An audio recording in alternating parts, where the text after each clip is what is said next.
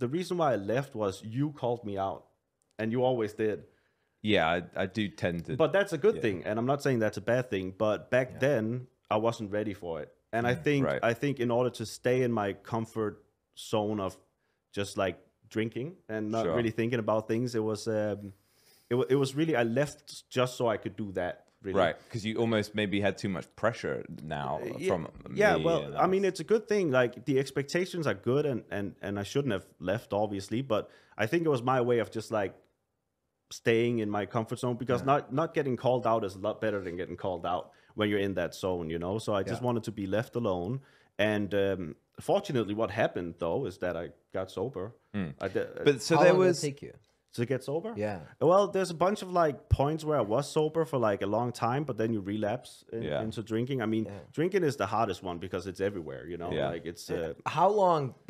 How long were you having these issues while we're recording with us? Because it was a long time. We were noticing things that were well, going on, I wasn't showing up for a long time. you didn't tell us that you had an addiction for a while. Yeah. So I think I don't know when it started. Like I said, I'm really bad with time, but maybe you guys can kind of like point me in the direction. I wouldn't worry too much about time. Just focus on the like. I think it probably lasted about like half a year. Yeah, so I think it probably started with me feeling like my relationship was going bad at the time, you know. This is with my ex-wife. Yeah. So that was going bad, like not anything dramatic. It was just we weren't really in love anymore. Haven't done anything bad in that scenario, I would say. I was actually really good. But so I probably started noticing that I had problems because I was sad about that, and I like drink to not think about it. And it took us a long time to break up, you know. And when we eventually did, it was also around the time that my dad died.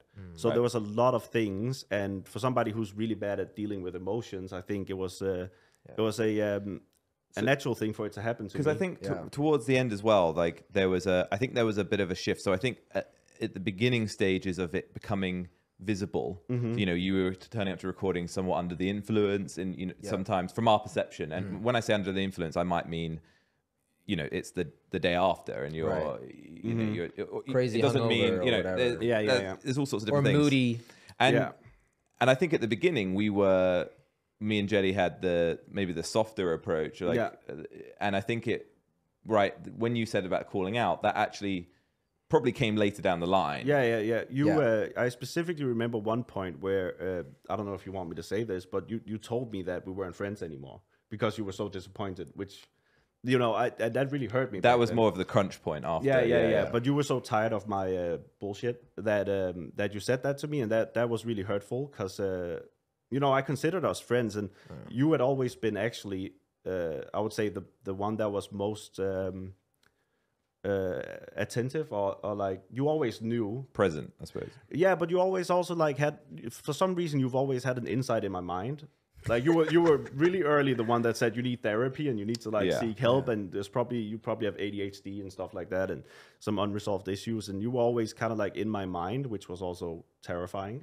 Yeah, and I think it's a mixture of things where it's like I for one reason or another I was able to recognize it, or doesn't mean I have really any proper skill in handling it. So sort of doing as best I can, but then I think definitely got to a breaking point. So why did you say it? Why did you say we're not friends anymore? I think it was in my mind. I was sort of just saying to Crainer, I was like, I just when I say that, it was like I can't support it anymore. Like I can't.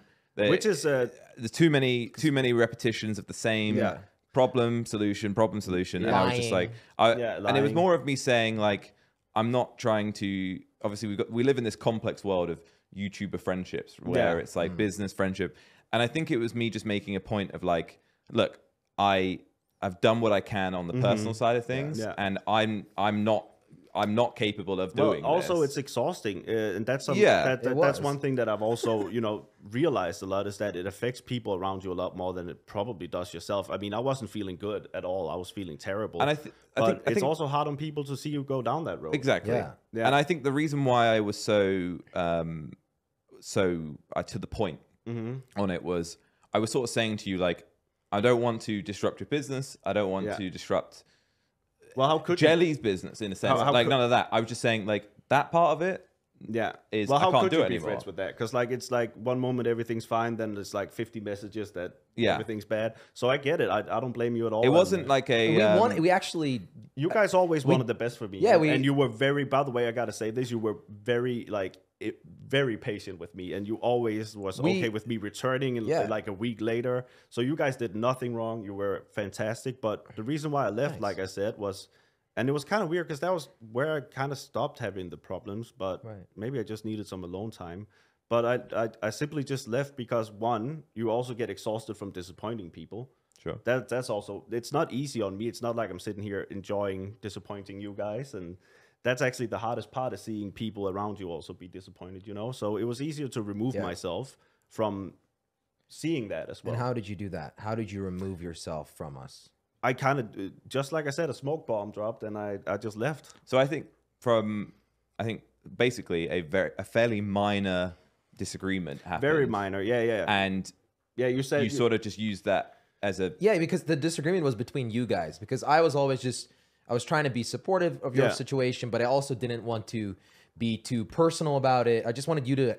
I mean, we definitely... Seek help. You definitely had the conflicts. We all had the conflicts. Yeah. The specific crunch point was a dispute between me and Crainer on whatever. Yeah. And I remember you just said that you were done with me. Yeah. I was just like... It was because I was actually at the airport and I was late for a flight. Yeah. But I wouldn't have been late for a flight and you if missed, I had... You missed our recording session. But that was also like... It was also my fault. I would have been on time if I hadn't been, you know... So, and I think... Drinking. But I think what would be interesting for Jelly is that... So, obviously, then you detracted. You snapped back. But then you then went and blocked Jelly.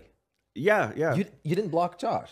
You blocked me on one thing, but then you blocked Jelly on like 10 You blocked me everywhere, and we didn't even have the beat. No, I think I was actually mad at you because, like, I mean, it doesn't make any sense. But at that point, I wanted you to back me up because I felt like Josh was being. Oh yeah, I remember you were being. Yeah, really so I was hard like, why are you not like backing me up a little bit? But also, I didn't deserve any backup. So you know, looking back on it now, you see why I didn't back you up. up. Yeah, it all makes sense now when I'm removed from it. You know, I didn't deserve any backup. I think it says a lot about the mindset you had at the time, though, that you almost something happened and you almost became angrier at the person who didn't support you than the person that made you. Yeah, well, like I was just.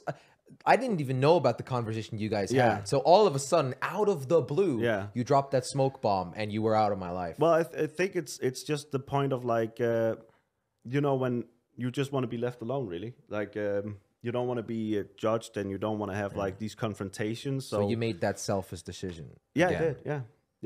Yeah. And this time I didn't go to another YouTuber.